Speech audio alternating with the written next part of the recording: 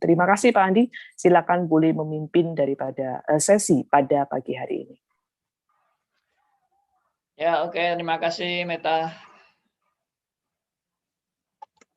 Ya, kita bersyukur saudara atas anugerahnya bagi kita semua yang memimpin kehidupan kita sampai hari ini. Dan mari kita berdoa, kita mohon pimpinan Tuhan.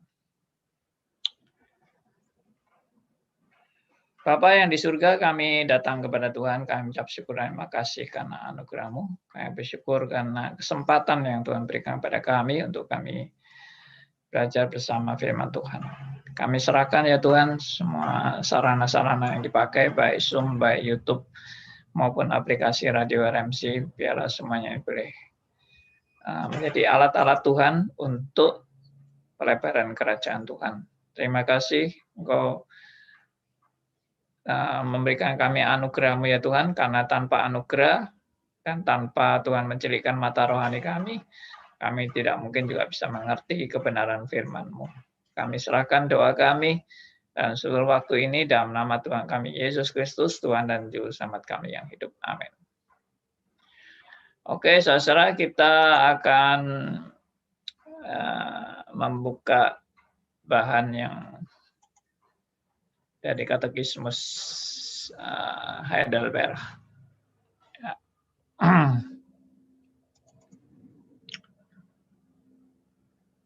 Ya, sebentar. Oke.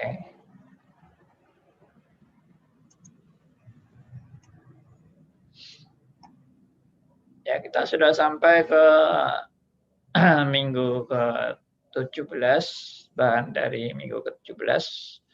Pertanyaan ke-45 ya. Nah, ini rekan kita Meta bisa membacakan bagi kita.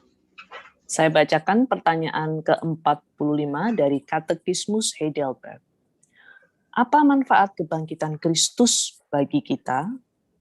Pertama, oleh kebangkitannya dia telah mengalahkan maut, supaya dia dapat memberikan kepada kita kebenaran yang telah diperolehnya dengan kematiannya. Kedua, oleh kuasa kebangkitan itu kita pun dibangkitkan untuk menempuh kehidupan yang baru. Ketiga, bagi kita kebangkitan Kristus menjadi jaminan kebangkitan kita yang membahagiakan. Ya, mungkin sekalian bisa dibacakan ayat-ayatnya dari Roma 4 ayat 25, Roma 6 ayat 4, dan 1 Korintus 15 ayat 22. Roma pasal 4 ayat 25. Saya akan bacakan demikian firman Tuhan. Roma 4 ayat 25. Yaitu Yesus yang telah diserahkan karena pelanggaran kita dan dibangkitkan karena pembenaran kita. Lanjut Pak Andi. Ya. Roma pasal 6 ayat 4. Dengan demikian, kita telah dikuburkan bersama-sama dengan Dia oleh baptisan dalam kematian, supaya sama seperti Kristus telah dibangkitkan dari antara orang mati oleh kemuliaan Bapa, demikian juga kita akan hidup dalam hidup yang baru. Yang terakhir dari 1 Korintus pasal 15 ayat 1 Korintus pasal 15 pasal yang ke-15 ayat 22. Demikian firman Tuhan, karena sama seperti semua orang mati dalam persekutuan dengan Adam, demikian pula semua orang akan dihidupkan kembali dalam persekutuan dengan Kristus. Demikian Pak Andi. Ya, terima kasih. Jadi kita sudah membaca beberapa ayat tadi yang menegaskan bahwa kita ini sudah mati bersama dengan Kristus dan kita juga hidup bersama dengan Kristus. Dan itu dibuktikan melalui kebangkitan Kristus dari antara orang mati. Dan ini bukan pengharapan yang sia-sia, tapi suatu pengharapan yang pasti. Jadi nanti pada akhir zaman akan terjadilah kebangkitan itu. Makanya Kristus disebut sebagai yang sulung dari semua yang bangkit. Oke. Ya, jadi dalam hal ini saudara dan saya bersyukur ya, karena jamin yang daripada Tuhan itu sudah dibuktikan oleh karya Kristus yang benar-benar bangkit. Cuma ada hal yang saya mau kasih penekanan dari bahan tadi. Ya, sebentar. Jadi kan di sini pertanyaannya kan apa manfaat kebangkitan Kristus bagi kita? Yang pertama dikatakan oleh kebangkitannya dia telah mengalahkan maut. Nah, ini saya beri catatan khusus ya, bahwa dia itu telah mengalahkan maut itu bukan pada saat kebangkitannya. Ini maut dalam arti yang berbeda. Saya mau menegaskan mengenai arti kata maut di sini. Jadi sebetulnya yang dimaksud maut ini adalah bukan kematian jasmani. Ya, salah itu kalau kematian jasmani. Jadi di sini Kristus bangkit dari kematian disebut sebagai kebangkitannya oleh kebangkitannya dia telah mengalahkan maut. Nah, ini penekanannya bukan maut ini bukan kematian jasmani, tapi kematian rohani. Nah, kematian rohani itu apa? Bolak-balik saya sudah menekankan dan saya ingin menegaskan kembali bahwa yang dimaksud dengan kematian rohani adalah dalam keadaan terpisah dengan Allah. Itulah kematian rohani. Sejak Adam dan Hawa jatuh dalam dosa, dikatakan Tuhan bilang kepada Adam dan Hawa, pada saat kamu makan buah itu, kamu akan mati. Dan mati di situ ternyata bukan mati jasmani, tapi mati rohani. Dan apakah mati jasmani itu mengikuti mati rohani? Nah, itu masih ada diskusi yang lain, yang berbeda. Tapi kita tidak menyinggung masalah mati jasmani adalah akibat dari mati rohani. Tapi yang terutama ini adalah masalahnya mati rohani, bukan mati jasmani. Nah, jadi seperti Roma 5 ayat 12 yang sudah pernah kita baca juga bolak-balik, bahwa oleh dosa satu orang maka maut sudah menjalar kepada semua orang. Nah, karena itu semua orang berbuat dosa, karena maut sudah menjalar kepada semua orang. Dan Roma 6 ayat 23a, upah dosa adalah maut. Jadi penekanan kepada maut ini bukan mati jasmani, tapi mati rohani, yaitu terpisah dengan Allah. Dan Kristus sudah mengalahkan maut, dalam arti Kristus sudah membayar maut itu dengan lunas. Jadi cara Kristus itu mengalahkan maut itu apa? Dengan mengalami maut. Dan maut sudah dijalani dan sudah lunas dibayar pada saat Kristus selesai menjalankan keadaan yang paling mengerikan dalam kehidupan Allah Tritunggal, yaitu harus berpisah. Sehingga Kristus mengatakan Eli Eli lama sabatani, berpisahnya itu suatu yang memang misteri. Ada yang membahas itu bukan berpisah Allah Tritunggalnya, tapi berpisah manusianya. Tapi bagi saya itu itu masih misteri ya. Dan bagi saya lebih condong justru perpisahan itu perpisahan yang dahsyat. Bukan sekedar manusianya Tuhan Yesus, tapi perpisahan yang dahsyat itu perpisahan antara Allah Anak dengan Allah Bapa. Karena benar-benar Allah Anak itu membayar hutang maut. Kalau yang berpisah itu hanya manusianya saja, yaitu istilahnya perpisahan yang cuma separuh-separuh aja. Ya memang ada yang bilang nggak mungkin berpisah total karena Allah Tritunggal itu nggak mungkin bisa berpisah. Secara logika ya. Tapi kalau itu Allah Tritunggal tidak berpisah, tidak ada yang signifikan dari yang dibayar oleh Tuhan Yesus. Selain itu saya berpegang bahwa Tuhan Yesus sebagai Allah yang berinkarnasi menjadi manusia, maka pada saat Kristus menjadi manusia itu Allahnya dan manusianya benar-benar di dalam satu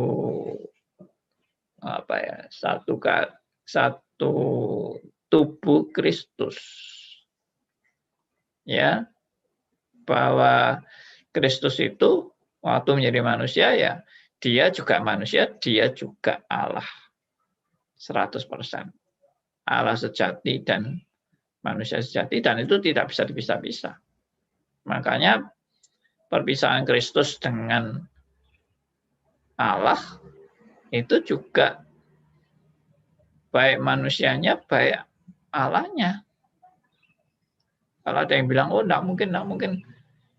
Ya memang secara akal kita nggak mungkin.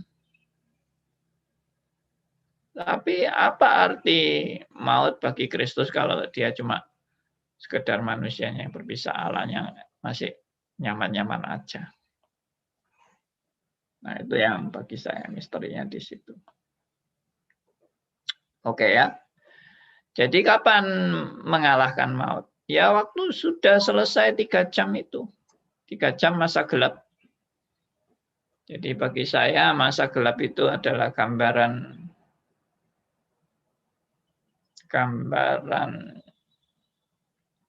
entah tanda petik ya, itu murka Allah atau kesedihan Allah, duka cita Allah,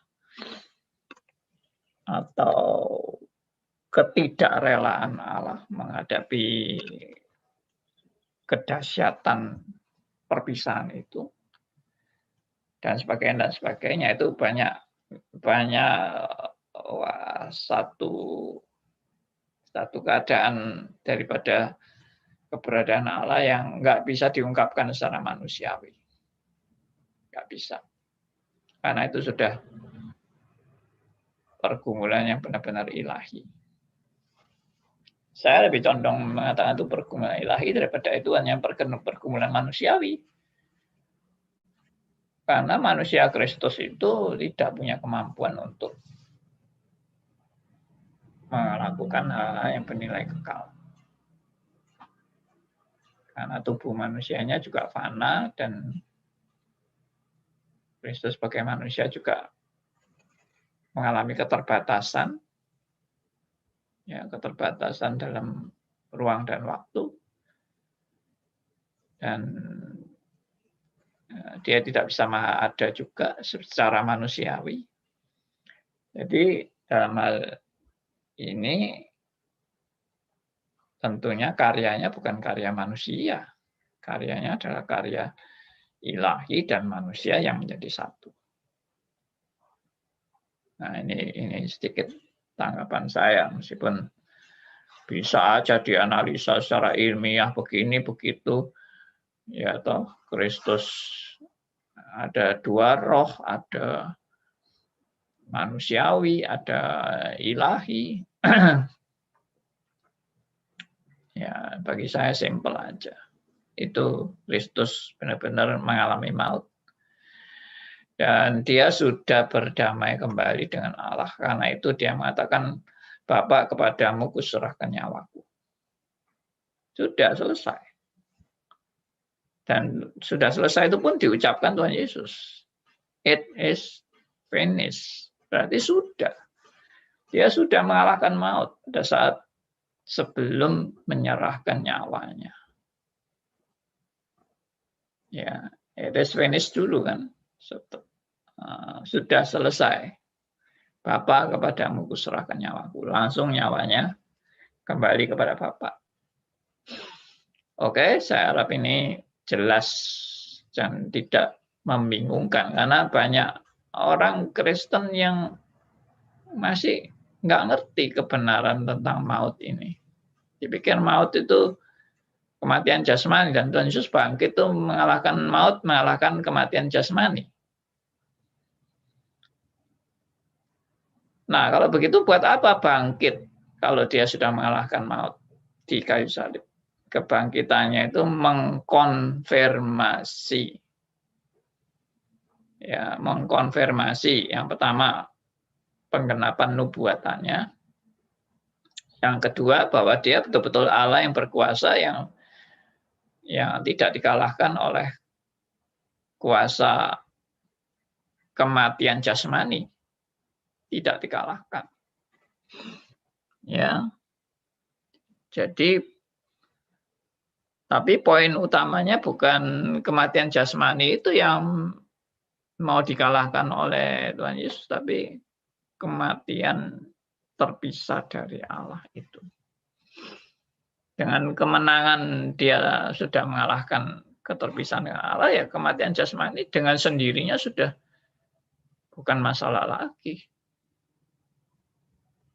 Ya, karena kalau memang dikatakan kematian jasmani itu mengikuti kematian rohani, begitu kematian rohaninya dibereskan, kematian jasmaninya ya dengan sendirinya mengikuti.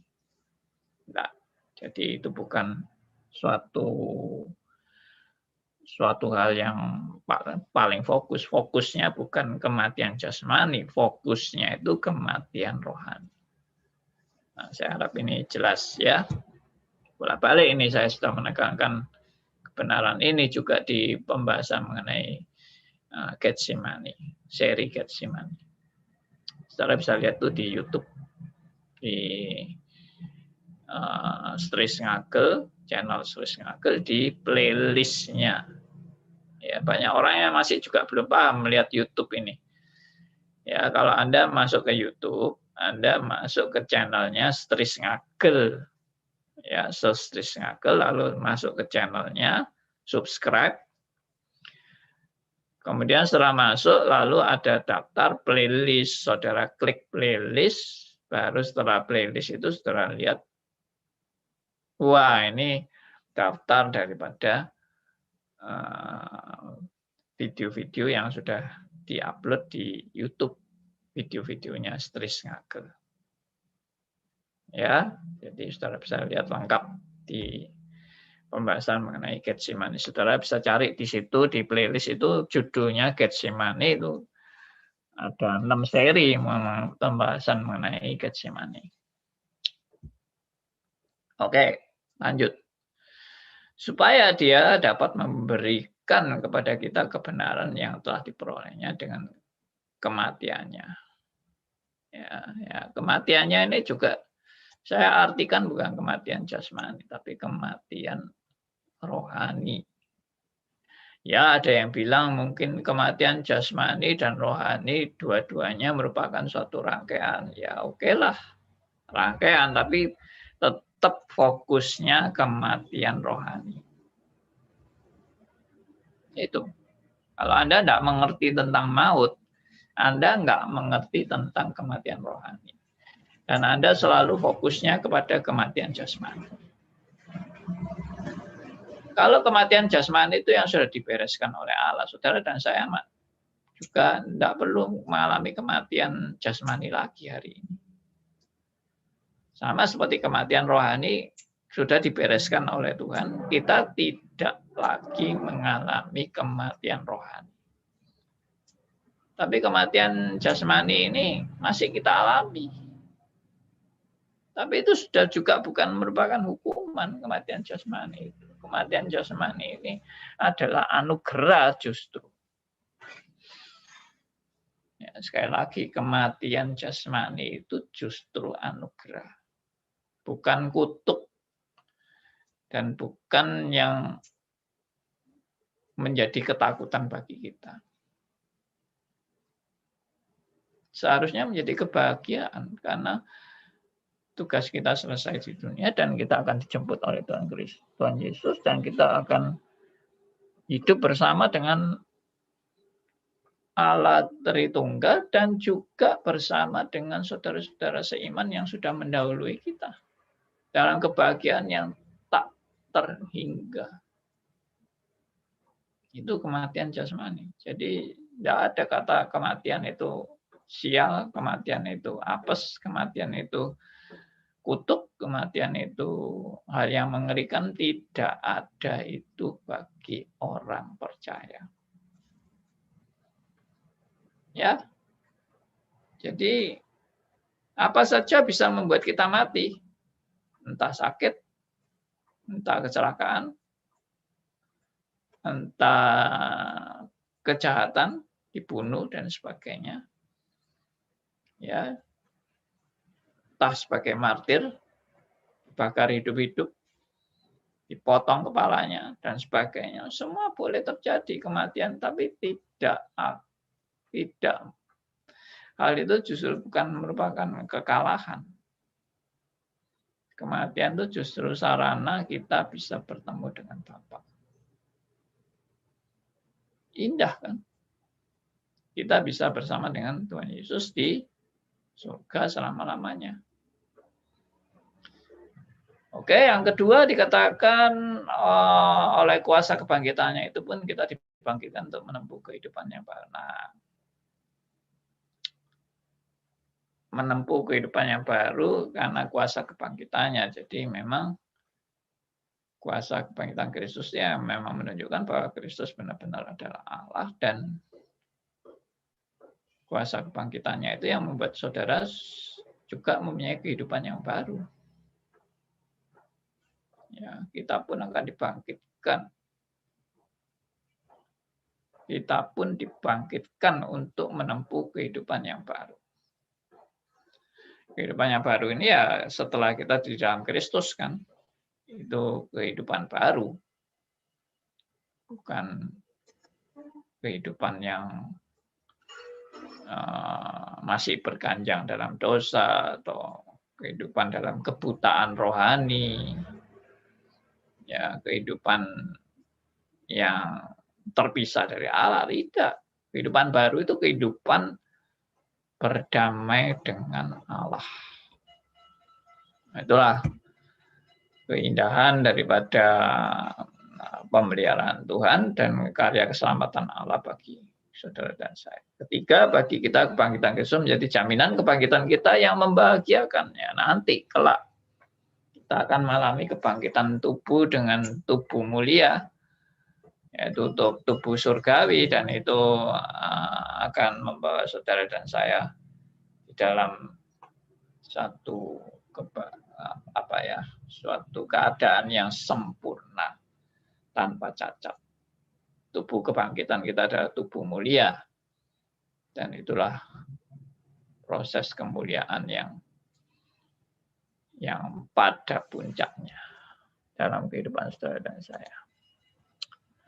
Oke, saya berhenti sampai di sini. Penjelasan ini kiranya boleh jadi berkat bahwa kebangkitan Kristus itu juga menyatakan bahwa apa yang dinubuatkan oleh Kristus itu bukan omong kosong, tapi itu adalah benar-benar. Dan kebenarannya itu membuktikan bahwa Kristus memang betul-betul Allah yang bisa mengalahkan maut. Ya, mengalahkan maut ya yaitu tadi, maut itu terpisah dari Allah. Sudah membereskan, sudah melunaskan, maksudnya mengalahkan maut itu di situ. Ya, saya kembalikan kepada Meta.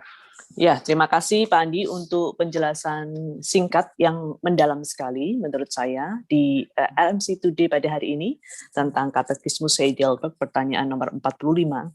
Jadi jika saya highlight beberapa hal adalah bahwa kebangkitan Kristus itu mengalahkan maut. Yang sering kali orang Kristen salah menilai bahwa maut itu adalah kematian secara jasmani saja. Tetapi sebetulnya adalah lebih daripada itu, yaitu keterpisahan dengan pencipta kita dan penebus kita. Kita memiliki Allah di mana relasi kita pada mulanya adalah begitu indah, tetapi karena dosa yang tadi disebutkan, Roma 5 pasal 12, telah menjalar ke semua orang dan kuasanya itu begitu memberikan sengat, ya, yaitu kematian. Kita adalah terpisah dari Allah. Dan bersyukur ketika kita tahu bahwa kebangkitan Kristus itu juga akan memberikan kehidupan baru kepada kita, yaitu bahwa ketika kita mati dan bertemu dengan Kristus, itulah kebahagiaan yang paling sempurna. Jadi kematian bukanlah suatu kutukan, bukan suatu hukuman atau penderitaan yang seringkali orang Kristen juga masih salah mengenai hal ini. Dan yang ketiga, kebangkitan Kristus juga menjadi kejaminan bagi kehidupan kita yang membahagiakan, bahwa Kristus akan mengalahkan maut dan akan membawa kita di surga untuk bertemu dengan Allah. Kita bersyukur untuk kesempatan yang begitu indah di dalam kesibukan kita masih bisa belajar firman Tuhan yang memberikan lagi pencerahan dan kekuatan bagi kita. Dan apabila ada pertanyaan-pertanyaan yang boleh menjadi bahan untuk diskusi kita bersama, silakan yang ada di Zoom ini. Sambil menunggu mungkin saya akan menanyakan ya Pak Andi ya, ketika kita sudah di dalam Kristus, kita seringkali juga bisa jatuh di dalam dosa. Dan kemudian mungkin ada beberapa orang yang khawatir gitu, Pak Andi, bahwa wah saya ini selamat apa enggak sih ya, gitu ya. Apakah selamat saya ini bisa hilang seperti itu ya? Nah, mungkin Pak Andi bisa memberikan jawaban untuk hal-hal ini. Terima kasih, Pak. Iya. Ya, memang seringkali itu jadi pergumulan pribadi tiap orang yang setelah dalam Kristus kok ternyata aku masih berdosa. Nah, ini juga kesalahan konsep daripada anak Tuhan. Dipikir kalau sudah dalam Kristus itu tidak bisa dosa lagi. Dan sudah suci, bersih, tanpa noda, tanpa cacat, tanpa celah, tanpa kelemahan, tanpa kekurangan. Ternyata kok masih ada itu dosa. Nah, itu seringkali membuat kita ragu-ragu apakah kita ini selamat atau tidak. Nah, jadi ini sebetulnya nanti kita bahas di ini ya, di bagian pembahasan mengenai doktrin keselamatan dan membahas mengenai jaminan keselamatan. Tapi intinya bahwa kemenangan Kristus itu sudah mengalahkan segala-galanya. Dan kemenangan itu bukan terletak pada kita dosa atau tidak dosa. Kemenangan itu terletak pada Kristus, bukan pada kita. Kita ini hanya istilahnya nunut. Kalau bahasa Jawanya itu nunut, ikut aja gitu. Nunut. Artinya kemenangan kita bukan kemenangan kita yang bisa mengalahkan maut, bukan. Kemenangan kita adalah Kristus yang mengalahkan maut. Dan sekali lagi keselamatan kita bukan keselamatan karena kita mampu untuk tidak berdosa. Itu sangat salah. Keselamatan kita itu bukan karena kita mampu tidak berdosa, tapi keselamatan kita itu adalah karena Kristus yang sudah membayar hutang maut bagi saudara dan saya. Dan keselamatan bukan karena perbuatan baik, tapi karena iman kepada karya Kristus. Iman kepada Kristus dengan karyanya yang sudah mengalahkan maut. Maka keselamatan dalam iman Kristen bukan karena perbuatan. Saya tidak katakan bahwa tidak apa-apa berbuatlah dosa terus, toh tetap selamat. Tidak, saya tidak mengatakan itu. Jangan salah mengerti dan sekali lagi jangan memfitnah reform. Karena seringkali orang bilang enak ya jadi orang reform. Berbuat dosa terus tetap selamat. Itu adalah fitnahan dan itu adalah bully dan itu adalah hoax. Seharusnya orang yang ngomong kayak gitu dilaporkan polisi karena dia sudah memberitakan berita bohong tentang reform. Ya, cuma orang reform itu baik-baik. Jadi ya masih memahamilah orang yang membuli-buli reform itu. Oke, itu. Ya, terima kasih Pak Andi. Silakan jika ada yang ingin bertanya. Ayo, siapa? Pak Andi, pagi Pak Andi.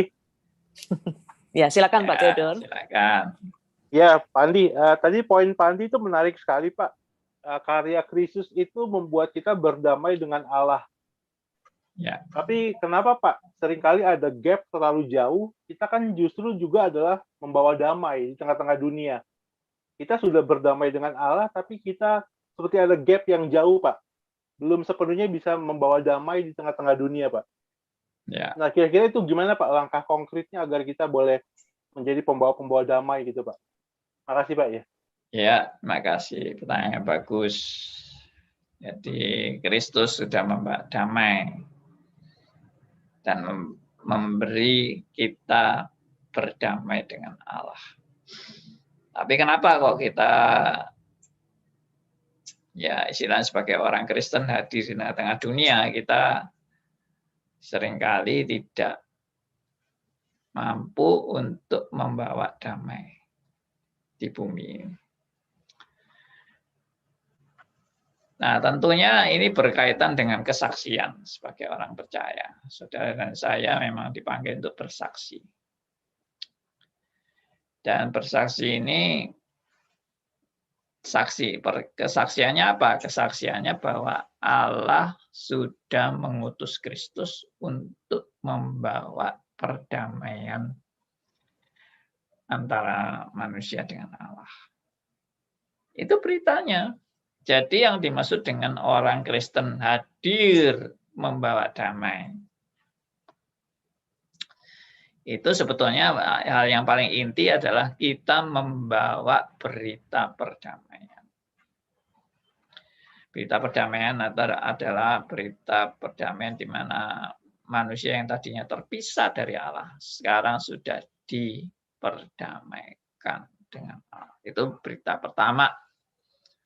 Berita kedua adalah perdamaian antara manusia dengan Allah itu oleh karya Kristus. Itu diwujudkan juga dengan perdamaian antara sesama umat Tuhan, orang percaya. Perdamaian antara orang percaya. Artinya orang percaya yang betul-betul lahir baru, betul-betul bertobat, betul-betul dalam Kristus, betul-betul dicelikan mata rohaninya oleh pekerjaan Roh Kudus dan menerima anugerah keselamatan dalam karya Kristus. Maka umat Tuhan yang betul-betul mengalami pertobatan sejati itu sudah diperdamaikan satu dengan yang lain. Makanya dikatakan kita ini adalah gereja yang kudus dan am. Ya, dan di doa Bapa kami kita juga memakai kata kami, tidak memakai kata aku. Kami itu berarti bersama-sama dengan seluruh saudara yang seiman.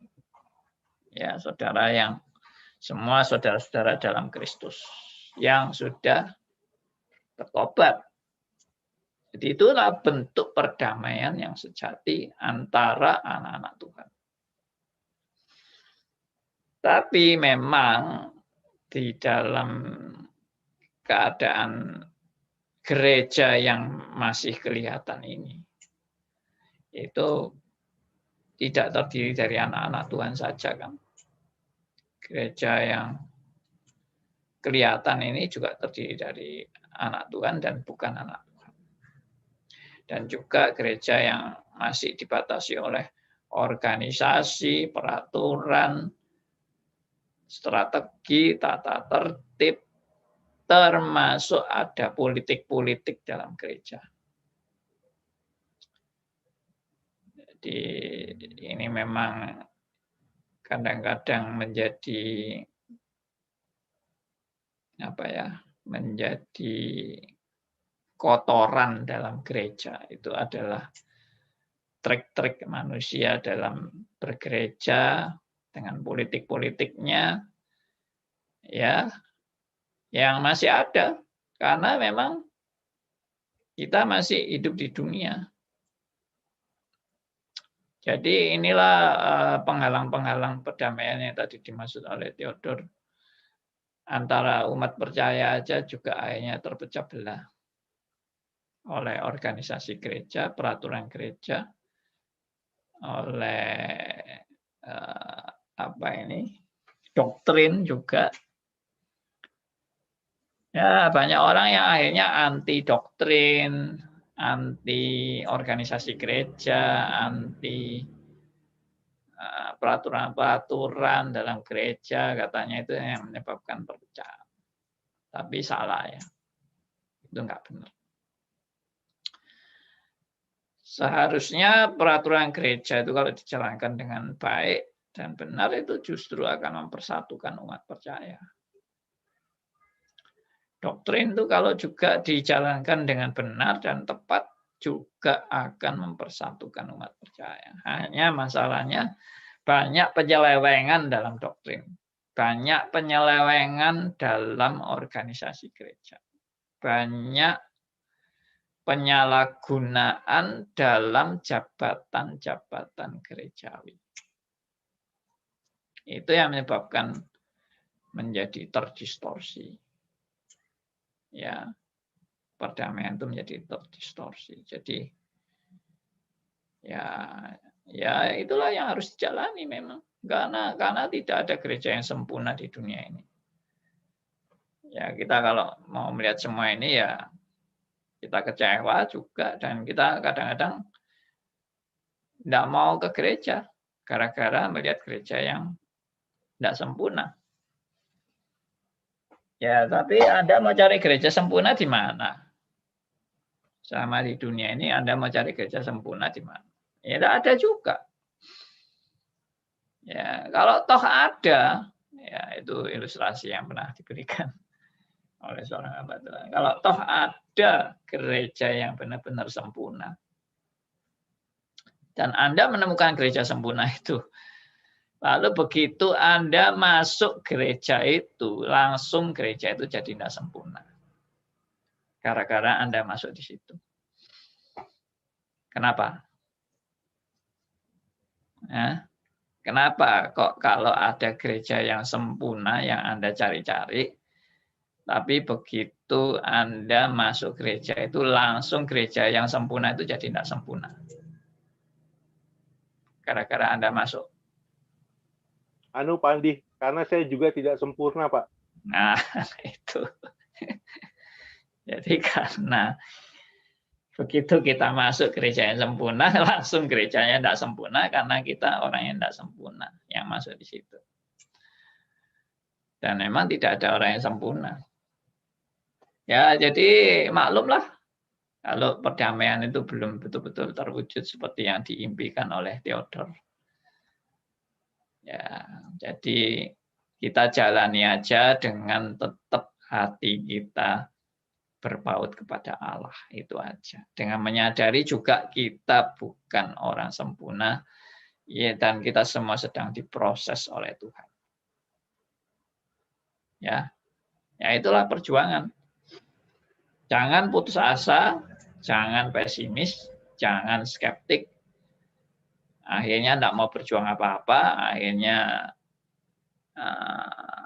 hanya mengkritik, tapi juga tidak berbuat apa-apa, ya tidak ada gunanya juga. Lebih baik kita berbuat yang benar-benar menjadi berkat, ya, berbuat yang benar-benar bisa memberitakan firman yang benar, ya, di dalam segala kelemahan dan kekurangan kita. Oke, itu aja dari saya. Ya, jadi termasuk dalam proses pengudusan ya Pak ya, yang terus-menerus dikerjakan oleh Roh Kudus dalam hati kita ya Pak ya, untuk menjadi agen damai. Kelihatannya Pak Theodor orang yang cinta damai Pak Andi. terus ingin mengusahakan kedamaian. Ya, jadi Harus betul itu. sekali ya. Ya. Bukan, pertanyaannya sudah agak bagus daripada sebelumnya. Apa itu maksudnya Bu Willy? Mau menambahkan, Bu? Biasanya pertanyaannya ngelantur, tapi sekarang ini agak lebih menjurus sudah kepada, karena sudah ikut obrolan lebih banyak kan. Ngarah sedikit. Ya, jadi artinya semakin sempurna ya, sedikit demi sedikit ya Bu Willy ya. Ya. Tapi kan tetap kita harus membawa damai Bu Willy. Iya. Seperti di dalam sesi pagi ini harus cinta damai Bu Willy. Ya, betul. Iya. Tapi kadang-kadang ya, kadang-kadang silakan, orang menerjemahkan perdamaian itu orang itu tidak boleh berkelahi. Tidak boleh berkelahi, tidak boleh berdebat. Akhirnya ya kita pokoknya yang penting berdamai aja. Itu juga tidak benar. Ya, karena seringkali definisi perdamaian itu kalau ada yang teman kita yang sesat misalnya, oh jangan ditegur, nanti dia marah ya. Kita menerima saja, dia meskipun salah nggak apa-apa, kita baik-baik aja sama dia. Yang penting kita itu mengasihi dia ya. Jangan sampai menegur atau mengoreksi ajarannya, nanti dia tersinggung. Oh, itu juga tidak benar itu. Berdamai yang benar itu justru menuntun orang ke dalam kebenaran. Kalau membiarkan dia dalam kesesatan itu yang namanya bukan perdamaian, itu namanya menjerumuskan orang. Untuk dia makin terjerumus dalam kesesatan lalu dibiarin, pokoknya kita mengasihi dia. Itu bukan kasih itu malah menjerumuskan. Kasih itu mengingatkan, menegur, mengoreksi, tapi juga dengan kasih, bukan dengan kebencian. Ya, nah itu seringkali ekstrim-ekstrim itu muncul, ekstrim-ekstrimnya. Kita harus berdamai berarti tidak pernah berdebat, tidak pernah mengoreksi, tidak pernah menegur. Nah itu juga nggak benar. Ya. Terima kasih Pak Andi sudah menjawab pertanyaannya. Iya. Ya, mungkin ada lagi yang akan memberikan pernyataan atau pertanyaan. Silakan, ini masih ada waktu kita untuk bisa berdiskusi lebih mendalam lagi. Tetapi tadi sempat disebutkan ya Pak ya, kadang-kadang banyak orang yang mengkritik, tidak kerja apapun tapi mengkritik, bahkan mengkritik ya pelayanan orang lain ataupun hal-hal yang dilakukan oleh seseorang gitu ya, yang berbuat baik dan lain-lain. Mengkritik di dalam arti kata ya dia pun nggak melakukan tapi mengkritik begitu. Nah pertanyaan saya mungkin apakah orang ini juga belum merasakan ya apa itu artinya atau belum mengalami apa itu artinya kemenangan gitu ya Pak Andi di dalam Kristus ya. Maksudnya masih memiliki sifat-sifat yang egois ya. Ada macam-macam orang dalam mengkritik. Karena kadang-kadang definisi jadi anak Tuhan yang saleh dan baik itu tidak boleh mengkritik apapun. Nah ini juga nggak benar. Karena saya melihat kadang-kadang ekstrim-ekstrim ini ya. Hamba Tuhan yang baik adalah diapa-apakan tetap amin-amin aja, tidak boleh mengkritik. Nah ini bagi saya ini juga kemunafikan ya. Kenapa? Karena kalau memang itu hal yang perlu dikoreksi, ya harus kita koreksi. Kalau itu perlu dikritik, ya kita kritik. Tapi kritiknya tetap dalam kasih. Bukan kritik karena kebencian, karena iri hati, atau karena ingin balas dendam, atau karena ingin menjatuhkan, ya nafsu ingin menjatuhkan orang. Nah, itu tidak benar. Ya, itu jelas-jelas tidak benar. Tapi kalau enggak boleh ngeritik sama sekali, lalu jadi hamba Tuhan yang baik itu cuma amin-amin aja, itu juga enggak benar. Saya melihat kadang-kadang ya di antara kita sendiri itu menjalankan ekstrim-ekstrim yang enggak benar ini. Ya, hamba Tuhan tidak boleh ngeritik. Amin saja. Pokoknya pimpinanmu pasti benar. Loh, ini apa? Hamba Tuhan kita ini dewa atau sudah jadi Allah atau bagaimana kalau sampai tidak bisa dikritik? Nah, itu yang nggak benar. Juga hamba Tuhan itu tidak boleh anti kritik. Ya, lalu kalau dikritik, weh, ngamuk-ngamuk, ngutuk-ngutuk, marah-marah. Itu hamba Tuhan apa itu? Dia sudah mau jadi dewa atau gimana kalau sampai tidak bisa dikritik? Hamba Tuhan itu harus justru berbahagia kalau masih ada orang yang mau mengkritik dia. Dan hamba Tuhan itu harus belajar rendah hati. Kalau dia dikritik, dia bukan manusia dewa yang tidak ada salahnya. Pasti manusia itu ada salahnya. Mana ada manusia yang tidak ada salahnya?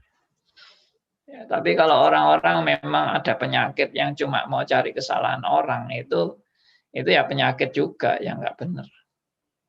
Kita bukan diciptakan Tuhan untuk mencari-cari masalah gitu loh. Ada orang yang itu memang kerjanya cuma cari-cari masalah. Kalau enggak bisa nemu masalah itu rasanya enggak enak. Ya, nah ini ya bagi saya ya penyakit juga. Ya.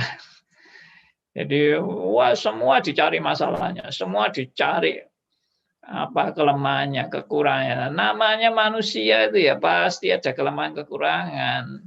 Ya, sampai mati pun enggak pernah kita lepas dari kekurangan kelemahan. Tapi ya itu tadi ada ekstrim yang enggak boleh dikritik sama sekali, ada ekstrim yang cari penyakit terus, ya. Nah, ini makanya jadi orang Kristen itu sulit. Kadang-kadang kalau enggak ekstrim kiri ya ekstrim kanan gitu. Ya. Andi, ini ada pertanyaan yang masuk dari LWS katanya Pak. Menanyakan apa artinya turun ke dalam kerajaan maut. Silakan Pak Andi. Ya, kalau mau ini mempelajari itu, saya anjurkan tadi masuk ke channelnya Stris Ngagel, lalu lihat di playlist, lalu klik ada judul namanya Getsemani, ada 6 sesi. Nah, Anda mendengarkan di situ saya ceritakan dengan lengkap arti turun ke dalam kerajaan maut. Ya, arti pergumulan Tuhan Yesus di Taman Getsemani, dan itu juga berkaitan dengan kerajaan maut yang dialami oleh Kristus. Singkatnya, ya kalau mau penjelasan singkatnya, ya arti turun ke dalam kerajaan maut adalah Kristus mengalami keterpisahan dengan Allah Bapa pada waktu di kayu salib, dan pada saat dia mengatakan Eli Eli lama sabachthani, dan itu adalah hutang yang harus dibayar oleh manusia akibat dosa-dosanya, yaitu maut.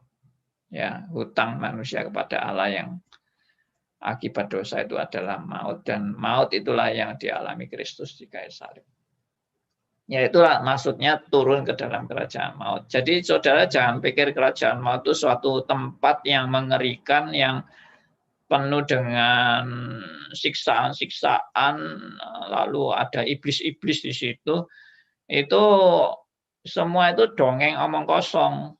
Itu enggak benar.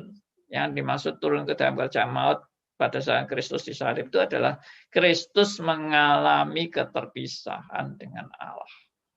Oke, itu singkatnya.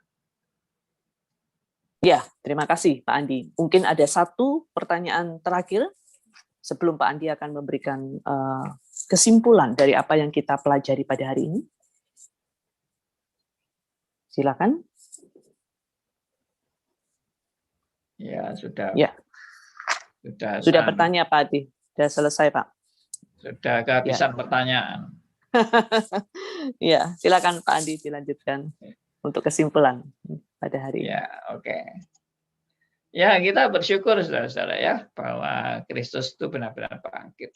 Jadi ini bukan omong kosong, ini bukan dongeng, ini bukan khayalan, ini bukan hoax, tapi ini adalah kenyataan dan realita yang benar-benar terjadi. Dan kebangkitan Kristus itu kan menghebohkan pada waktu itu, di mana tentara yang menjaga melihat malaikat yang menggulingkan batu itu, dan kemudian Kristus, tubuh Kristus yang lenyap dari kubur, ya, dan kemudian disaksikan oleh para murid-muridnya. Jadi ini suatu hal yang nggak mungkin merupakan tipu muslihat atau dongeng-dongeng atau khayalan dari seseorang. Karena kalau khayalan, bagaimana orang-orang yang melihat Kristus secara berkala dan bertahap dan tidak disaksikan hanya untuk 1-2 orang. Tapi dikatakan sampai murid-muridnya semua juga melihat, sampai bahkan puluhan, sampai bahkan ratusan orang melihat kebangkitan Kristus pada waktu itu, dan itu yang membuat iman Kristen itu benar-benar diteguhkan. Ya, selain memang semuanya karena anugerahnya kan, kita bisa beriman kepada Kristus yang bangkit itu juga anugerahnya. Tapi kekuatan yang luar biasa melalui kebangkitan Kristus itu nyata sekali. Baik kepada murid-muridnya maupun kepada semua orang yang menyaksikan kebangkitan Kristus. Sehingga kekristenan menjadi tersebar dengan begitu luar biasa. Seandainya Kristus memang tidak bangkit, ya secara manusiawi, ya tentunya murid-muridnya akan down, akan kecewa, akan putus asa, akan merasa semua ini hanya tipuan saja. Hanya tipuan kata-kata Tuhan Yesus yang begitu indah, tapi ternyata bohong. Karena Kristus menjanjikan dia akan bangkit, ternyata tidak bangkit. Kristus menyatakan dia akan mengalahkan maut, ternyata tidak mengalahkan maut. Ya, Kristus katanya bangkit, ternyata tidak bangkit. Jadi semua omong kosong. Nah, kebangkitannya itulah yang meneguhkan semua. Oke, sampai di sini kita akan tutup dalam doa. Dan saya minta untuk Bu Meta sendiri yang menutup doa ya. Terima kasih Pak Andi. Mari kita bersama-sama berdoa, bersyukur untuk kesempatan kita boleh belajar kebenaran firman pada hari ini. Kami bersyukur dan berterima kasih ya Tuhan, karena Tuhanlah yang menjadi Tuhan bagi penebus seluruh jiwa kami. Dan ketika kami membayangkan begitu besar karya Allah di dalam kematian dan kebangkitan Yesus, di dalam seluruh kehidupan Yesus, kami sadar bahwa kami adalah orang-orang yang sangat tidak layak menerima semua itu. Dan ketika Tuhan sudah memilih kami di dalam anugerah-Mu, sudah seharusnya kami boleh bekerja dengan sungguh-sungguh untuk boleh menyenangkan hati-Mu. Tuhan mampukan kami akan seluruh pembelajaran pada pagi hari ini, kami boleh pelajari itu kembali, renungkan, dan kami boleh lakukan.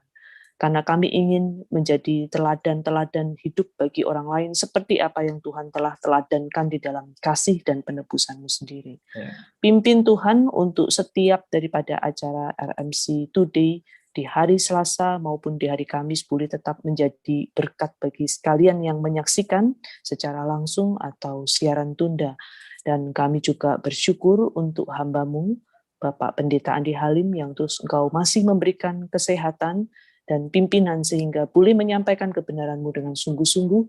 Kiranya Tuhan terus akan memelihara imannya dan seluruh kehidupan keluarganya untuk tetap boleh menjadi berkat di dalam kemuliaan Tuhan sendiri.